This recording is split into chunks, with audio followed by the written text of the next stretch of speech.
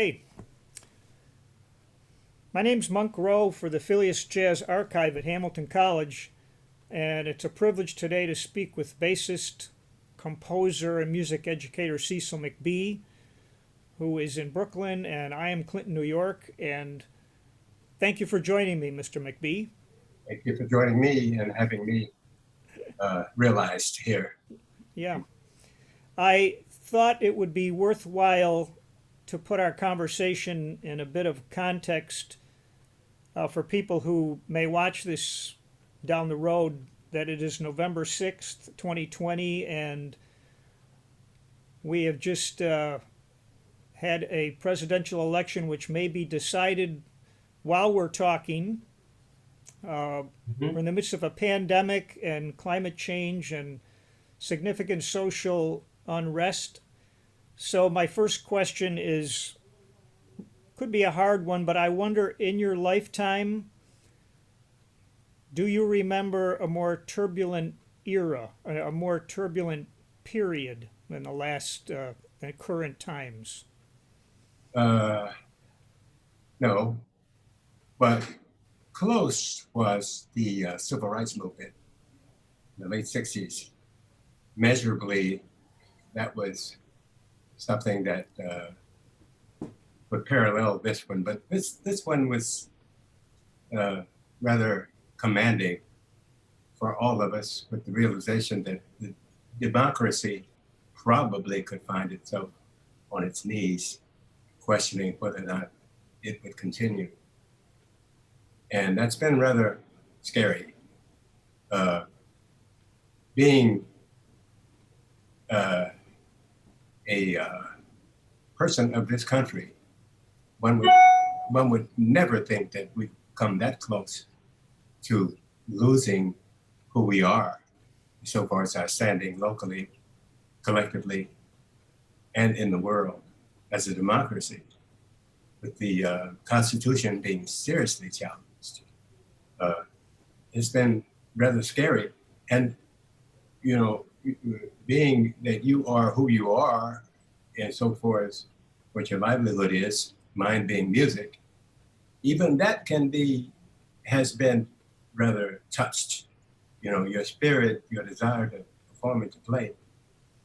What measurably, what does that mean in so far as who you will be down the road, and to and in terms of what audiences are capable of continuing or realizing who you are and what your intent is to express.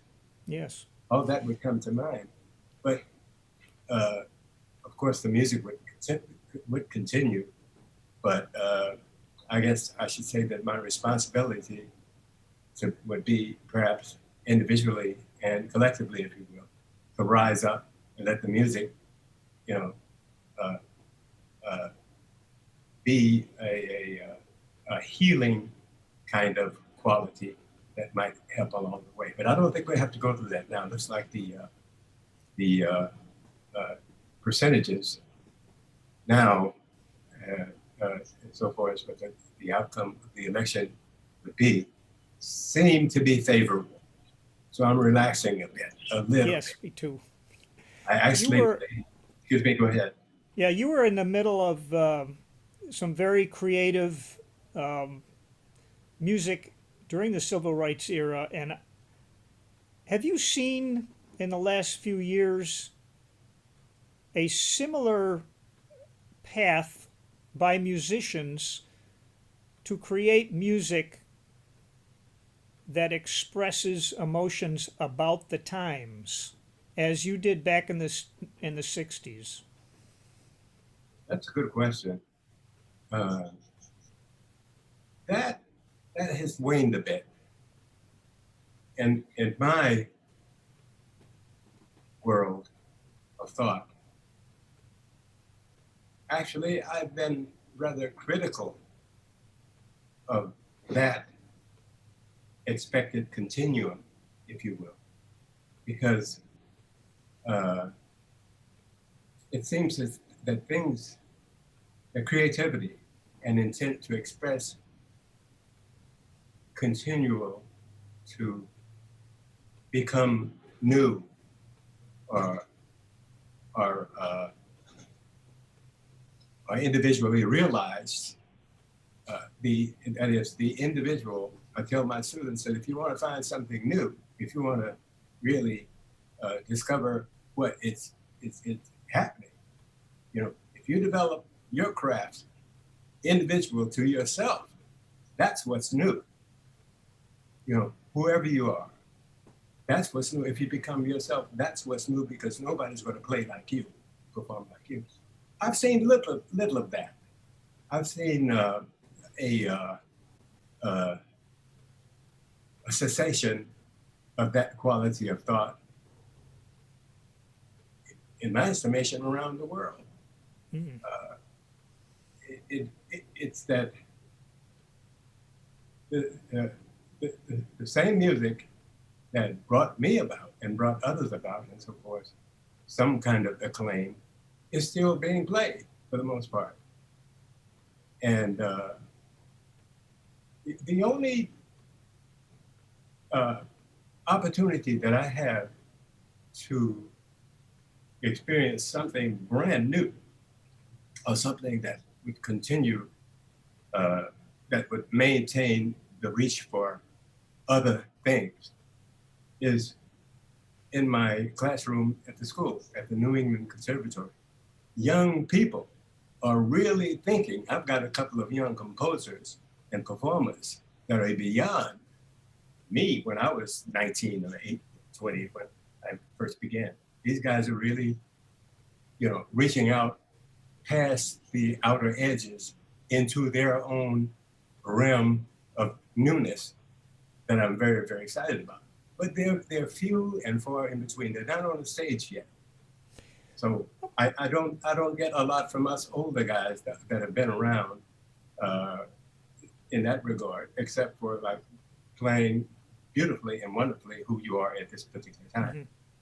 Well, as you said, your older guys who've been around, when you moved to New York in 1964, I think I'm correct about that. I'm going to guess that as a jazz musician, you had to do a certain amount of scrambling,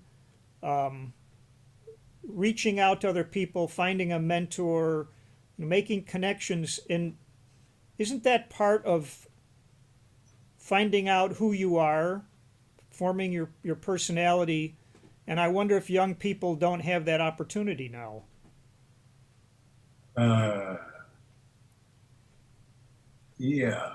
Young people don't have a lot of that kind of opportunity. But as far as I'm concerned, when I arrived in New York City, I found that I had no need for a mentor. Mm. I had no need to discover myself. I had, although having not researched who was doing what at what level, et cetera, I had studied. Well, I wanted to be a music teacher. So I finished college before arriving in New York. And I tell everybody that in college, I flunked everything, but I was a great student in the music area, And so when I arrived in New York City, I was very, very abreast of what music was. I studied the classics, Bach, Beethoven, Stravinsky, et cetera, Schoenberg. Paul Chambers was my greatest mentor, and so far as being as a young guy in need of some kind of guidance. He was my, listening to him was my world. Mm. And through my serious study of the instrument, I mean, I was in the Army before I finished college in the band as a clarinetist. And when the band practices were finished for 2 years, I would practice my bass throughout the late hours of the evening, on and on. I had this inspiration to develop my personal realities here. So when I doing that for 2 years, and then returning to college, finishing, graduating with a degree in music education, when I arrived in New York City, I felt that I had something on my shoulder. And Nice. upon listening to those around me, with the exception of a few, I mean, I felt very competitive, if you will, because I heard through a lot of it all. I felt rather comfortable with myself as one who would express at my expected level of competence. And that happened because the moment I arrived in New York City, my first record was with Rachel Moncoeur III, a record called Some Other Stuff, which featured Herbie Hancock, Wayne Shorter, and Tony Williams. Then I went from there to Jackie McLean. Then I went from there to, Charles Lloyd, and I'm just arriving in New York. So I felt pretty good about my entrance into the city. Well, that sort of addressed a question I had in mind because was reading through your discography and list of all the people that you've played with and who've played with you as a leader. And I'm curious why you were chosen so often. Why were you the bass player of choice so many hundreds of times? Well, let me put it this way. I've been over the years my worst critic. I've continued till recently. I never could appreciate what I've done. There's always more and more that I can learn. And I don't say that romantically, that's realistic, reality and so forth, my mentality. But last summer, my wife, knowing that I would return from the conservatory at Boston at about 7 o'clock, when I walked in, there was this record on. And I said, wow, who is the bass player? If I could play like that, that's where I really want to be. She said, it's you, back in 1977 with Yusuf Lateef or somebody. I said,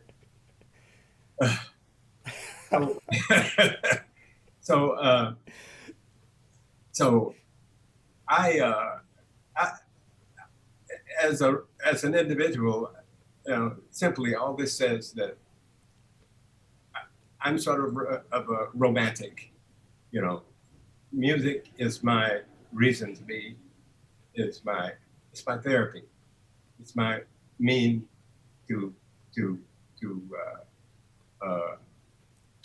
define myself as someone at this particular point of time that would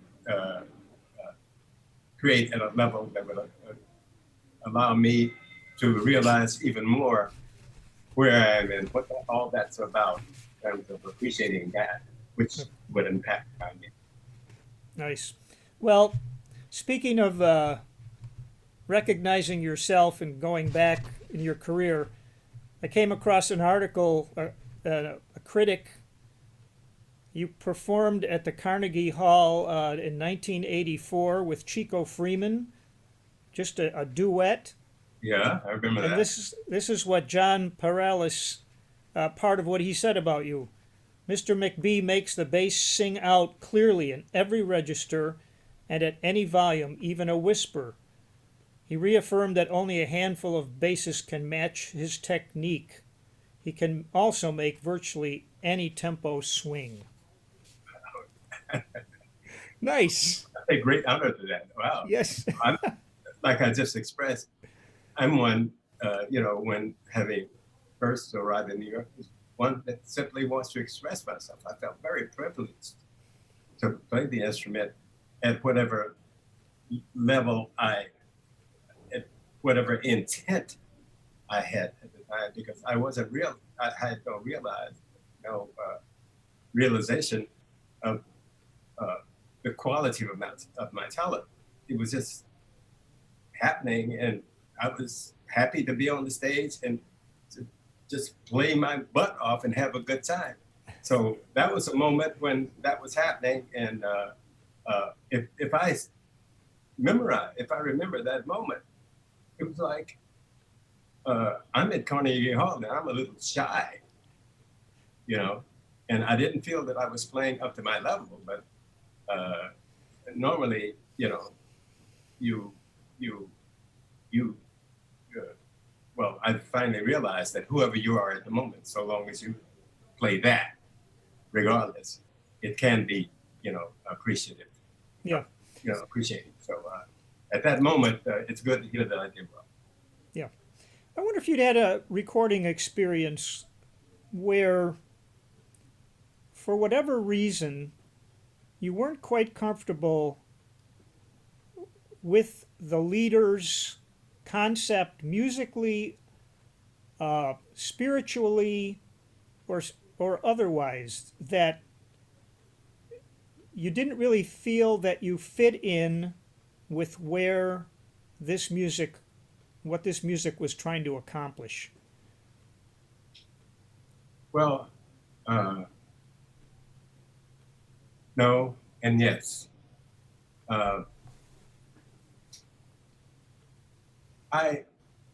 as mentioned before, my intent has always been to express regardless. It's just like getting, you know, something from myself that would better myself as in having relieved myself of something. Again, like Roy Haynes said, music is my therapy. And but there have been moments that I've struggled because of inability to fashion certain qualities of intent on the instrument. For instance, driving back from New York, from Boston the other day, I teach there on Mondays and I drive back on Tuesdays. I listened to a recording that I did with Wynton Kelly, Jimmy Cobb, and Hank Mobley. This was at the then famous ballroom in Baltimore. You would play from 4 until 8.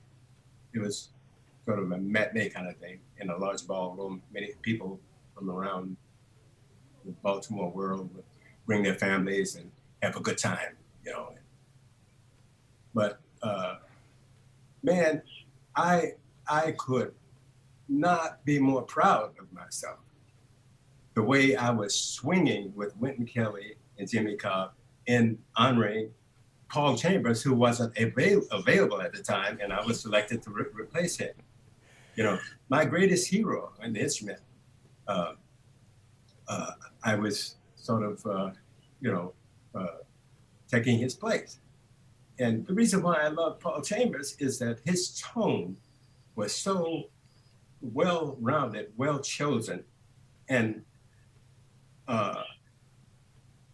you know, the application of that tone on the beat was unlike anybody else in so far as swing is concerned.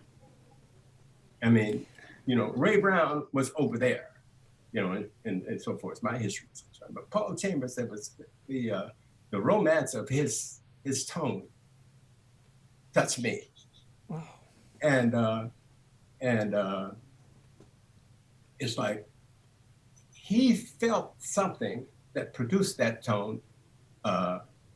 Perhaps Ray Brown did too. I'm speaking of people that really swung, right?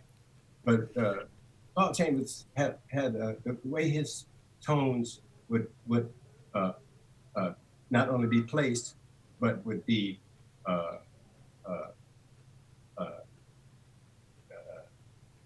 received by another tone, and so forth and so forth. His choices of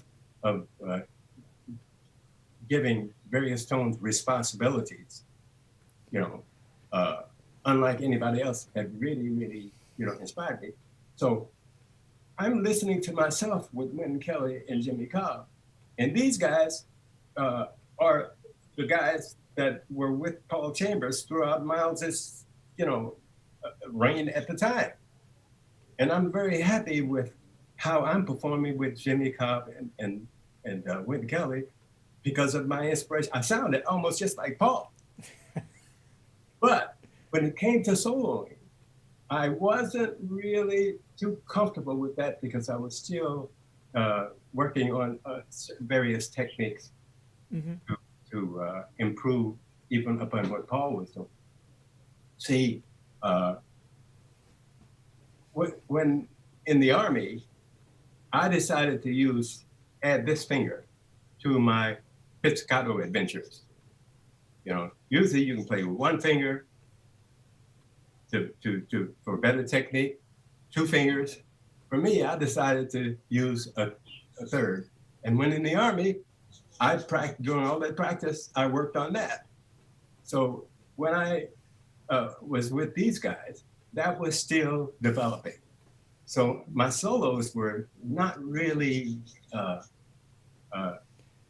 my liking. So yesterday, I pushed the button and turned it off. It was 53 years ago. It reminds me, I recently was talking to a younger bass player, and we were talking about bass solos, and he expressed that he would get quite aggravated when it was time for the bass solo, and everybody else just stopped. Like, okay, a cappella, it's just the bass, it's all on you, and there's no accompaniment and no support. And I wonder when you have your choice, what do you like to have happen behind your bass solo? Behind my bass solo. Well, first of all, the piano, if in tempo, the piano must sustain chords to support me. Don't rhythmatize anything. Don't play rhythmically. Oh. Just sustain so I can have a carpet. I can hear, where the changes are going. And,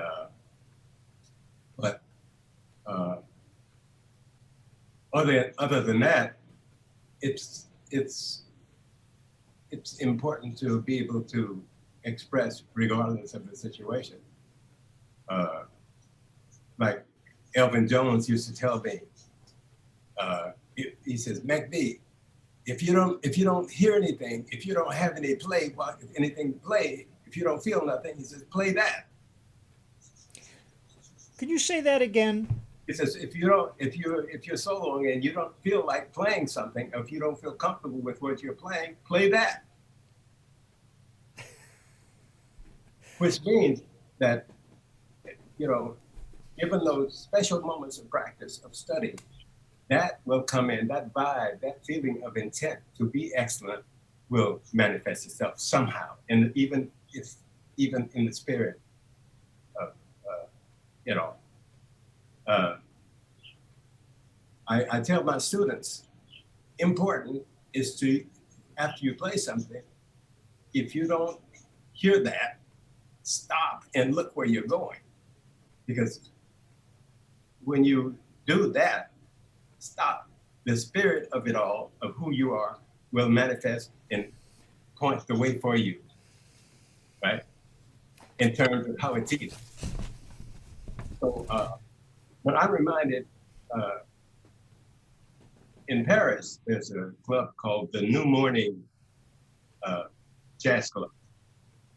Maybe 150, 200 people, sizable place. I was with the leaders at the time. And we were going to, after the concert, celebrate Kurt Leitch's birthday. He's on piano and of course. And so we're performing a tune by Arthur Blythe that I couldn't find anything ever to do with that tune because with all respect to Arthur, I did not like the tune. It was like C, C, C, C, D flat, D, E, D, C, E, B, E, C, D, forever, right? And it was just a great melody, but harmonically a little under. So I never performed, I never soloed on it. So, and I guess the guys in the band knew that. So here we are, where we've concluded all the solos, and usually Don Moyer would take the drum solo, right? And we'd walk away and let him do his thing. Uh-huh. So at the conclusion of the piano solo, I look up at Don Moyer, the drummer, and all the guys are walking off the stage to leave me there. You know, and I said, what the hell do I do, man? I don't hear something I don't like. I'm uncomfortable, and the people are like, you know, expecting the adventure of Cecil McBee. So what I did, I closed my eyes, you know, literally. I just closed my eyes and went into my living room to where I usually would practice, and I played that. I put the tempo down and just played an open solo, and as though I would practice, and tried to. I ventured into this area and that area, and then I would walk a little bit, which would lead me into this. You know, I really improvised, and it turned out rather well. You know, so that was a trying moment for me in the eyes of the world in terms of who I really was, to make something happen out of nothing, so to speak. You seem to place quite a bit of emphasis on who you are, presenting the music. I'm trying to form this question. The music reflects who you are. Is that a basic tenet of your philosophy? Yeah, because I never was one who was very expressive with words. In coming up, I did not have any reasonable success in high school. You know, I never read a lot. There were conditions, social conditions that were rather distracting, you know, and but all the way upon entering college, et cetera, my desire was to discover more and more who I was in terms of what I had not been as a person that would express himself verbally. So I chose the instrument, and I chose music as a vehicle that that would allow me or give me the opportunity to speak in terms of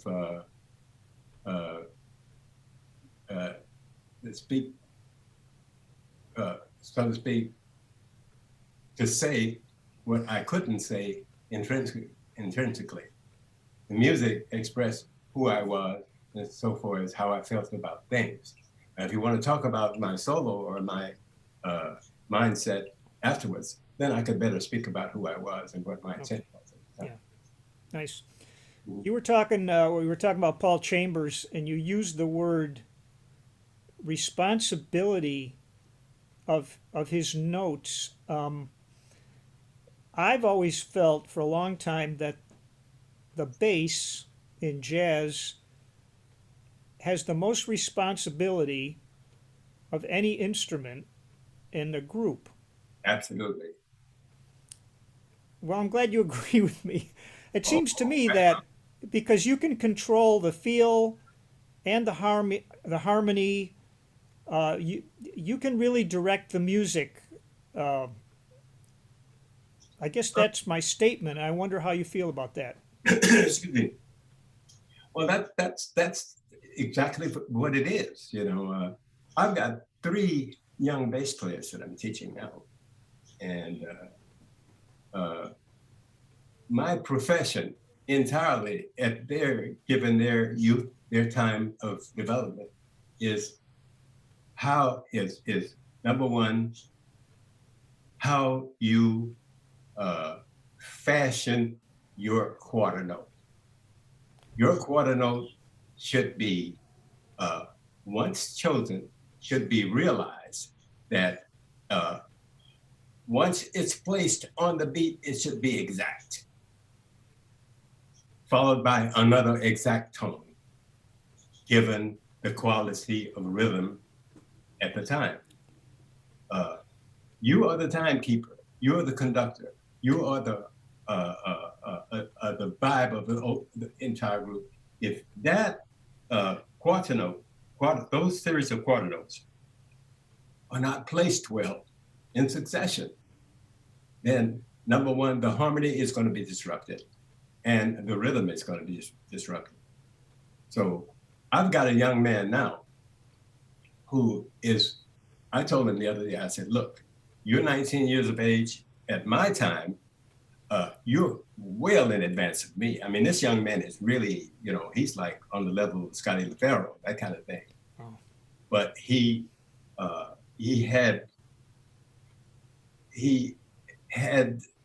has until recently maintained a bit of confusion about his performances, because he had no understanding of how to swing.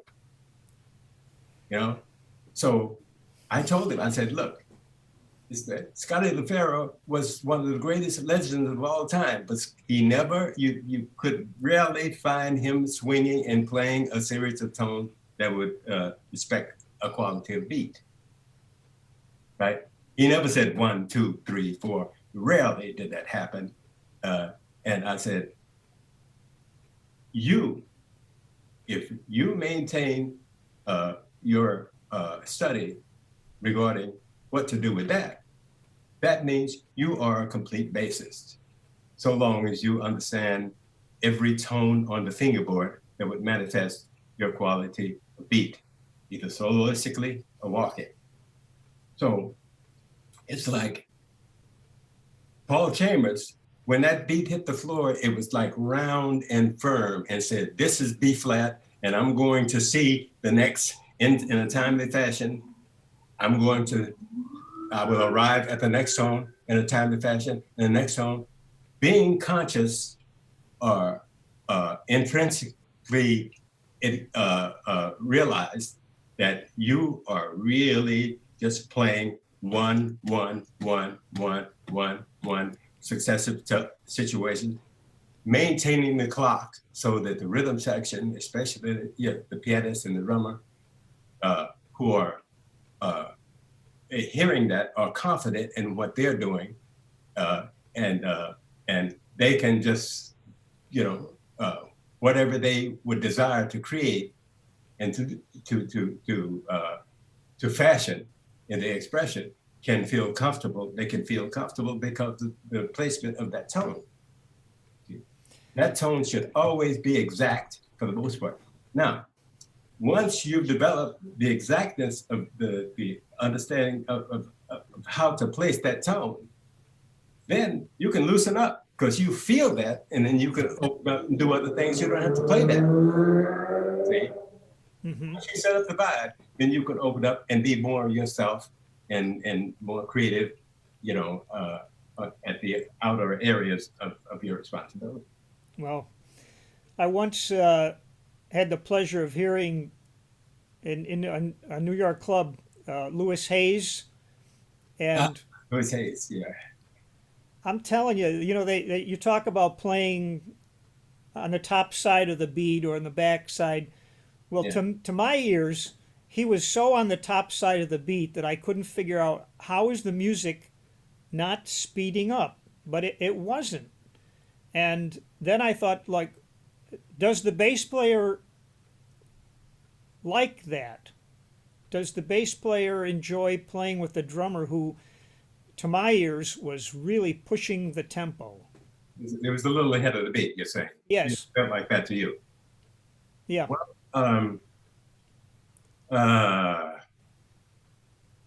Well, after having graduated from college, uh, well,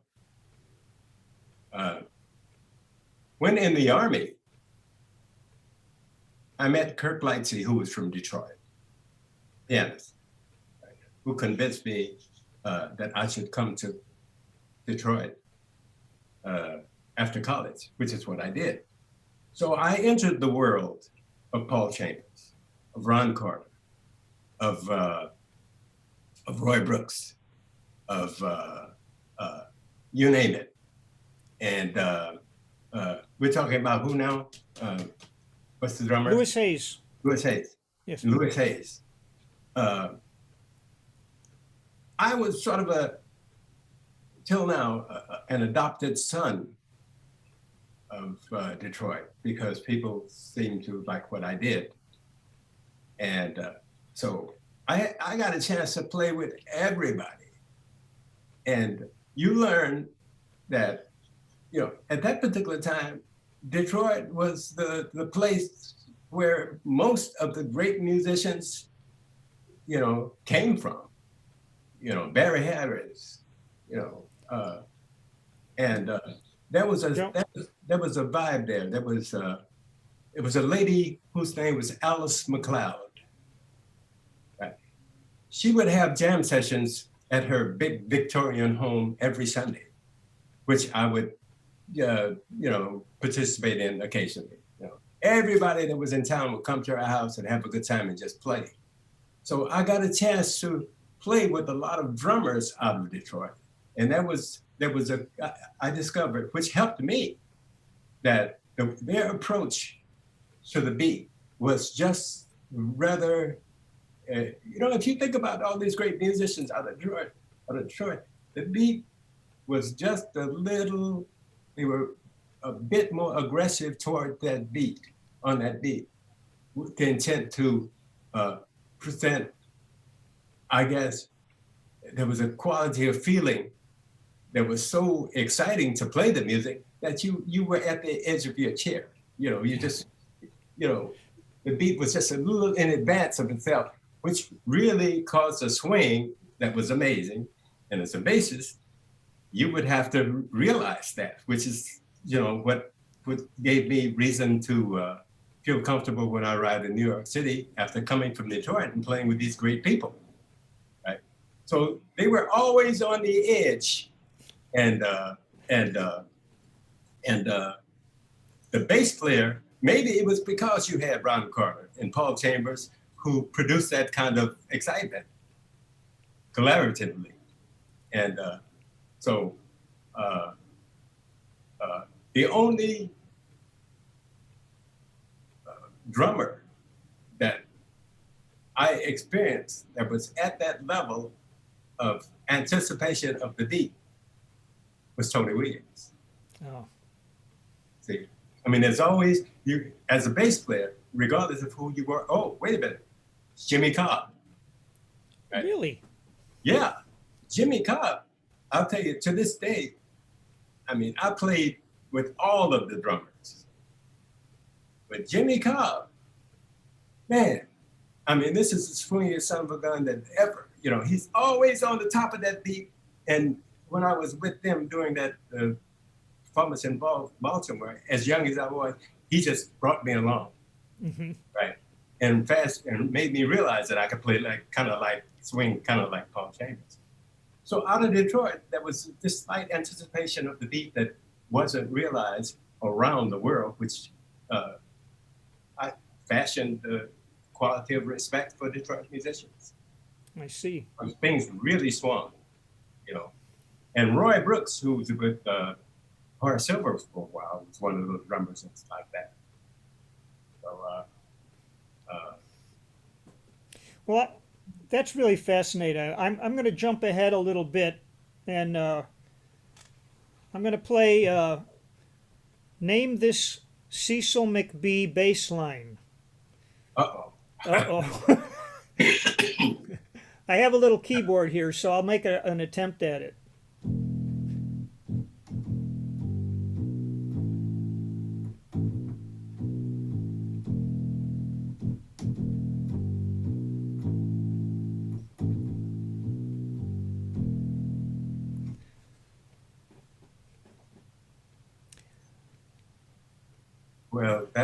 bass line is there's a tingling in my brain that reminds me of something. Was that Alice Coltrane? That's correct.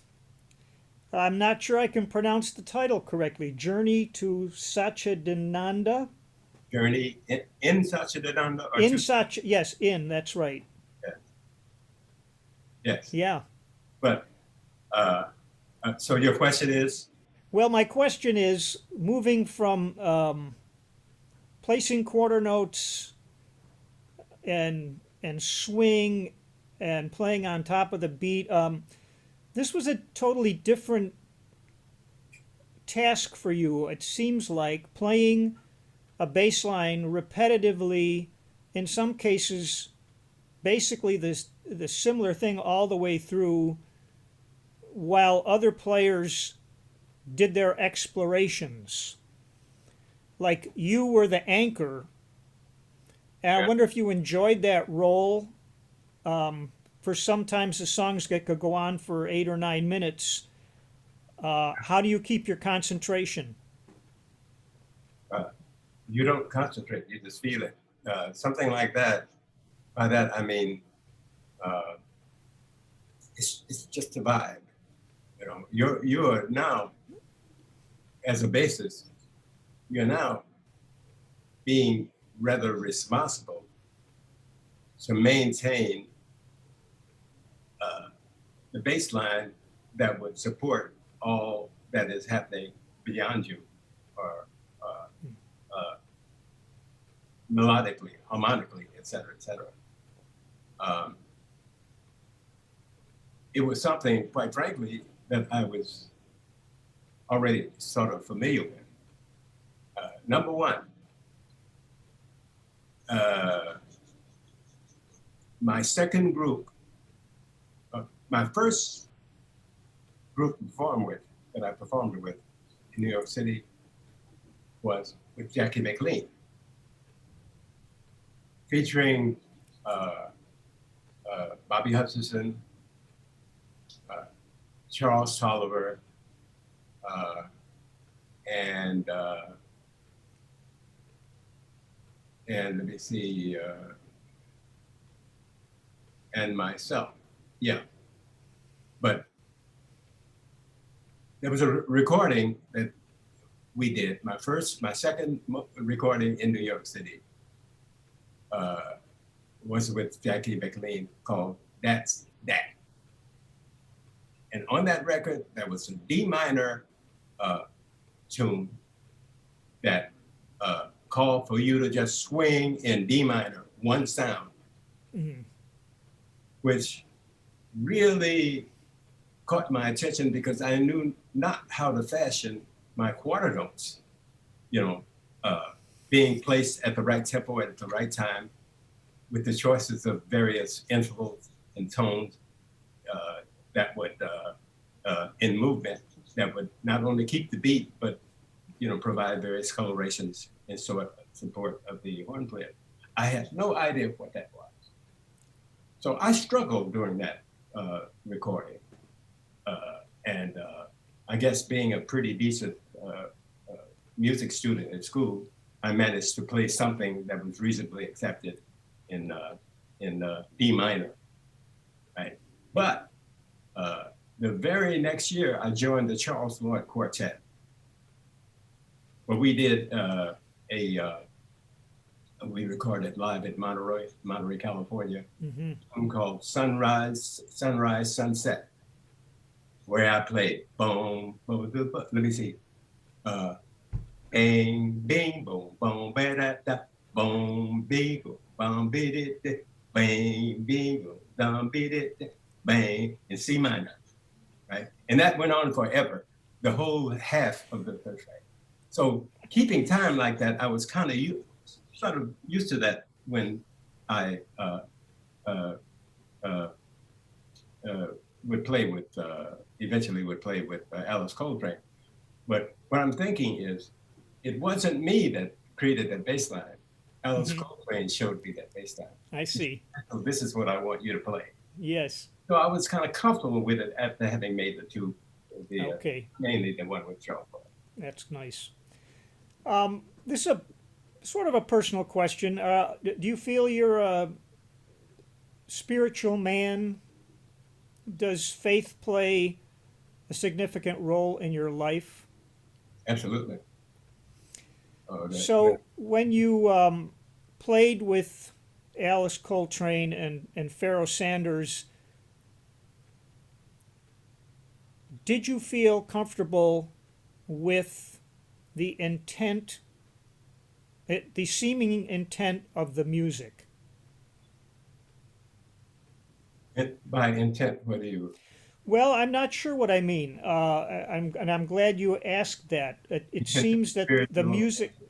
the music had a reason for being, other than just we have, we got a recording date. It was different from perhaps when a bop musician or would get a date and they would get 6 or 7 tunes together, some that they had written and some standards, where the music that you were involved in the 60s seemed to have another level to it, that there was an intent to affect people as they listened. Yeah.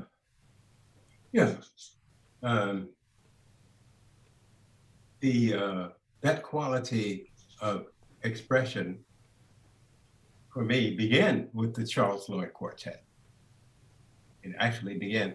We were, I remember during our first performance in Antibes, France. This is Jacques DeJohnette, Keith Jarrett, myself, and Charles Lloyd. We followed, we were fortunate to follow Duke Ellington featuring Ella Fitzgerald in southern France, right at the edge of the Mediterranean, with maybe 3,000 or 4,000 people seated outside, sort of in an amphitheatrical kind of geographical setup there. We followed Duke Ellington featuring Ella Fitzgerald with the collective feeling that we've heard that. We kind of discussed that in the dressing room before we would enter the stage. Come on, we've heard this. We want to get out and play. This is our first time in Europe playing. Come on, let us go. You're playing too long. Now that we're on the stage, the music was so exciting and so far as how we were feeling about confidence in each other to express what we had experienced previous to our arrival in Europe was just absolutely amazing. We felt so energizing, so exciting about how we were feeling individually and collectively that seemed to affect the audience. The audience were really, really very excited about our performance. So the performance, with the performance having been so successful, our next concert, which was at the Golden Circle in Sweden, was just overflowed by people that followed us from southern France to that club to hear us. We were excited to know that upon stepping on the stage, people would just really demonstrate great excitement to just see us walk onto the stage, not only just to play. So we realized, personally, I realized that we were expressing something that was rather intrinsical. Because if you think of Keith Jarrett and Jacques DeJohnette and myself, we all were people that felt something when we played. And here were 3 people, along with 4 people, along with Charles Lloyd, that played music that had a quality of spirit with it. Matter of fact, Heikki Sormanto, a Finnish pianist that I met during that tour, we're good friends today, to today, and he tells me a lot about how the people felt who we were. We weren't just playing tunes; we were feeling something.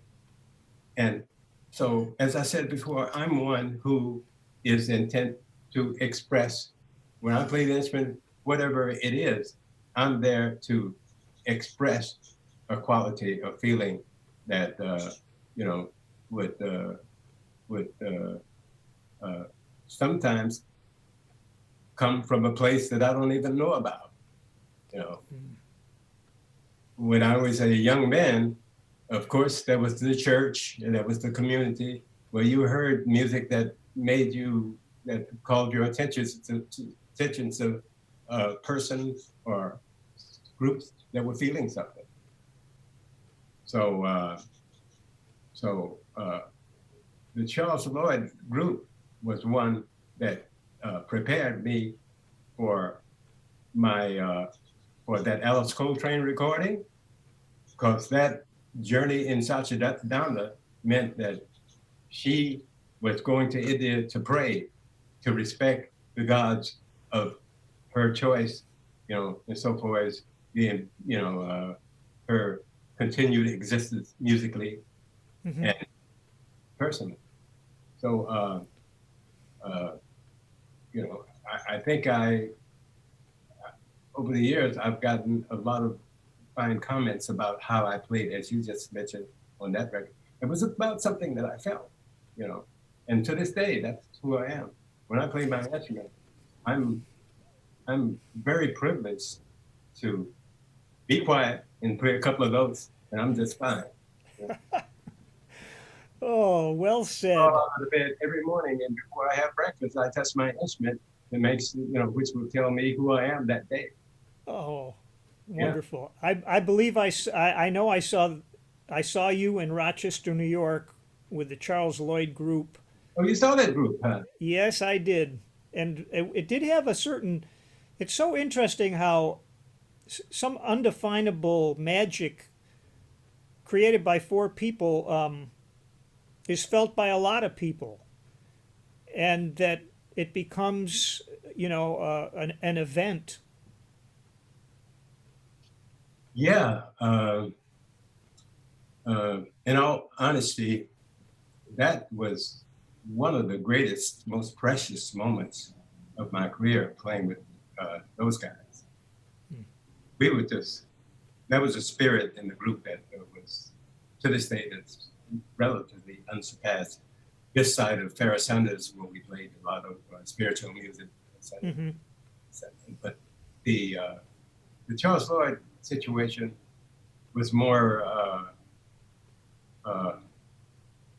not only individually collected, you know, you know, you know, spirits that felt something, but there was a quality of intellect that would fashion these things that would come about musically on the stage. I see. And I just heard the other day that Keith Jarrett is ill. Had you heard that? Yes, I think he's had a stroke and probably won't be playing again, is what he expressed. Well, I almost broke down and cried because I've looked forward to play with this guy again in memory of what we had attained. Yes. And so it brought back all of those memories about Yeah. who we were. And so I say a prayer for that. Yeah. Let me ask you a question about when you have recorded as a leader. I wonder if you've ever had a situation where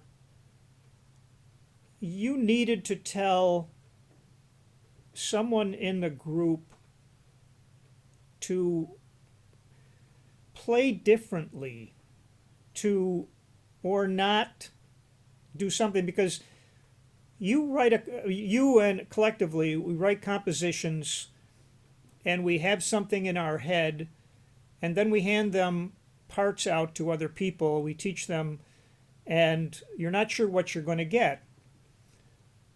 So if I go back to my original question, have you ever had to redirect someone on a recording because you weren't quite happy with what they were doing? Yeah, sure. Remember, you, as composer, you are the one that has exacted qualities of thought that would find, you know, uh, fruit in, you know,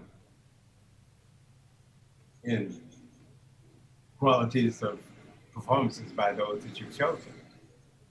So simply, you can ask someone to, like I said before, when I play, when I'm soloing, please sustain the chords. Don't get rhythmic. Don't get rhythmic, because that might interfere with my rhythms as I'm soloing. So if, you know,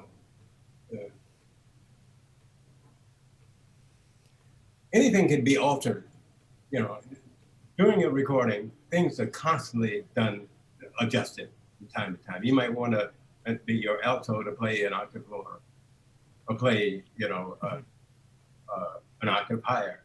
The pianist, you might want him to play in the middle of the piano. You might want the drums to use brushes, etc. So there are a lot of adjustments that are made in the studio that would help fashion, you know, the final product of the recording. Adjustments that would ordinarily be made spontaneously on the stage. See, at the end of the set, you might say, well, look, tell the piano, look, you know, why don't you maybe lay out at that spot, and I can have that spot, I can fashion more of what I'm doing rhythmically on the bass. Then you might enter on this letter B or something. You know? So those things happen all the time. Yeah. On a personal note, I was happy to see that a musician that was a housemate of mine at SUNY Fredonia played on your record, Onage Allen Gums. Oh, that was, what's that, Motima? Motima, yes. My very first recording. Yes. That was a rather exciting moment because actually I failed to mention to you that upon arrival in New York City, I felt that I was more a composer than performer. Mm-hmm. Because in college, I mean, upon arriving at school, I had never played the piano before. I didn't even know what that was, you know, or you know, putting my fingers on the keyboard and making something happen. But as a potential music instructor, the piano was the first assignment of study. So I fell in love with that and began, you know, exploring, and especially with the understanding that the great Frank Foster was a previous graduate of my school, which is Central State University in Southwest Ohio. He had his big band had won the National Big Band Contest for quality performance, which brought a bit of acclaim to that little school in Southwest Ohio. Nice. And so upon hearing some of my little tunes that I had begun to create, the students chose me as, you know, one that might want to resurrect the Centrillions, the band that Frank Foster conducted. And so we brought out, were given his compositions, and we played a few concerts around at my conducting, you know, so I found a thrill to discover things on the piano that might give me reason to express myself in that medium. So I spent a lot of time on the piano, studying my chord changes and and began to write tunes. So when I first arrived in New York City, quite frankly, I was a pretty decent composer. speaking of Charles Lloyd, my very first composition that I wrote upon arriving in New York City that first year was a tune called "Song of Her," Which which was is on the Forest Flower record. Is that correct? my very first recording, Nice. right? And so, that, and I was more excited about having my tune on a recording rather than what it really meant. You know, I called my mother and said, "Mom, you know, they recorded my music," and to this day, it's supposed to be one of my most, you know, appreciated tunes. But so throughout, uh, uh, until now, I've always sat at the piano, and I've collected a lot of music. So when Mutima came about, this was an opportunity for me to demonstrate to the world at large that I was a composer, not just a bass player. Yeah. So I had a chance to, you know, realize on the recording to the public that, you know, there were other levels of thought compositionally. I felt pretty good about it. I watched that lovely video of you for your 84th birthday, Yeah. and there was some great quotes in there. One of which was, "When I feel something, I run to the piano," something like that. Yeah. I also loved that moment. I had to laugh because there was a moment where you were rehearsing a group with those three wonderful saxophone players, and one of them was working on his part, and he kept playing this interval, and apparently it was wrong, and you said something like, "I know, now I know why I shouldn't have jumped out of bed and wrote this," or something. I was being very gentle at the time with my disposition. Yes. On the other side of getting beat up. Yeah. Yeah. Was there a series of years being in New York that were the most difficult to actually make a living because of either where jazz was at or economic times? Was it ever a struggle during a particular number of years? No. To be blunt about it, to this day, I've been very fortunate to maintain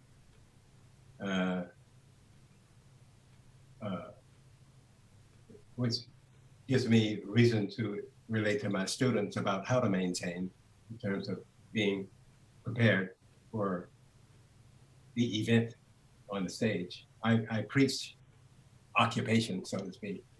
I mean, survival, so far as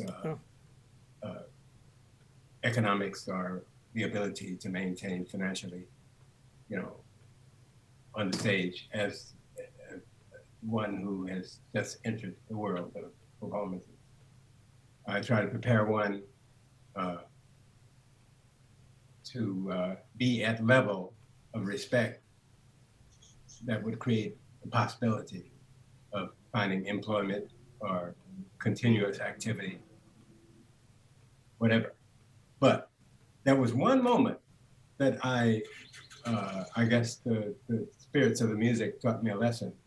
There was one moment, it was in '67 before I met Alice Coltrane. At the time, I was much hipper than I am now. You know, I was, you know, rather, the word causative comes to my mind, young man. I was dressed very well. You wore sort of thin pants, bell-bottom pants, and there was a watch pocket here. I had three $20 bills that I put in there to my name. I put in this watch pocket, in these pants that fit so tight that it's almost like, you know, I mean, just hugged your skin. When I got to the store, up and walking, of the rhythm of walking, that group of folded $20 bills had fallen out of my pocket. I had no savings, no nothing. That's when it hit, because there were no performances in the near future. Wow. So I went through a bit about 3 months of uncertainty. After about a couple of weeks, I began borrowing from friends, to get a little of this and that. And then after about a month, there was nobody would, support me, even my best friend. So I struggled for about two months without anything.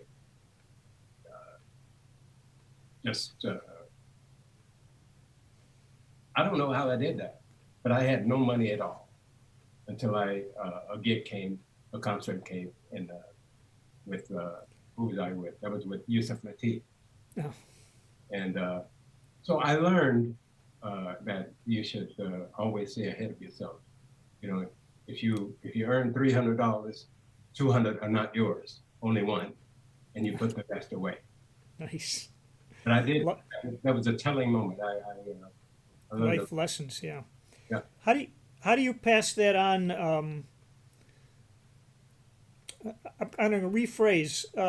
When you have a really talented student, like you've mentioned a couple of them, do you ever unexpectedly say, all right, play Stardust, because someday you're going to have to play Stardust and you're going to want to be able to do it?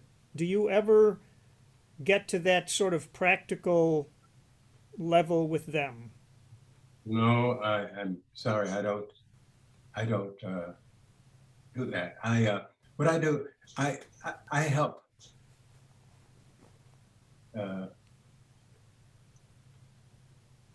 Even I don't teach. The bass is not the only instrument that I teach. Mm-hmm. I teach general improvisation. Yes. Techniques of theories and harmonies. And what I do is I think I might have the biggest collection of tunes of anybody given my time and my age in the wide world. I've got all of the standard tunes, most individual, most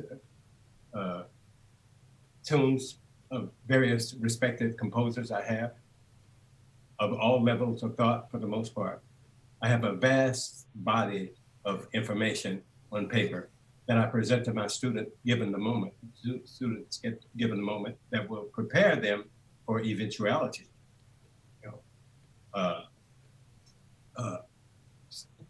Certain tunes will, with me doing my best to maintain a step or two ahead of the students, certain tunes will inspire them to fashion qualities of approach such as, rhythmic development, harmonic development,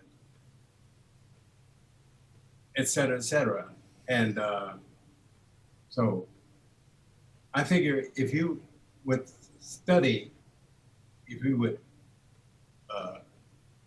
involve yourself at various levels of performance during your study periods, you should be able to handle anything outside. In other words, I prepare you for the moment, with the understanding that most of the tunes that I have are challenging enough to familiarize you with possibilities past the moment that would, as I said earlier, that would help you get on the stage. Mm-hmm. I would not require you to learn, around midnight, Olio, during our practice, our study, we might play those, right? To get you familiar with, those kinds of tunes. But overall, you will have experienced all qualities of performances that will prepare you for the unexpected on the stage. That's what I'm trying to say. Wonderful.